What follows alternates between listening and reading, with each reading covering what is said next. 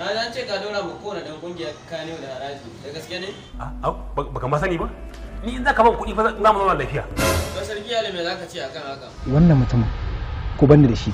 Oke, to shikenan. Duk mutumin da bai biya ba wallahi sai ya biya yau. Allah sai an yi balansin dina yau. Kai ko so tsohuwa da ce ka janye wannan magana. Wallahi in ba haka ba za shiga bokaye sai na haukata ka. Ai ba hauka ake ba. Wani washa ga munaki. Ai ba matsala tsakanin na da kai. To ke kuma ba. Ina dai ba da ni kike ba. Wani washa har yanzu ba ki bayar ba fa. Wallahi ba zan biya ba. Sana ba mun goyon ka ko ka fita daga kungiyar nan. Ba zan iya zama ba.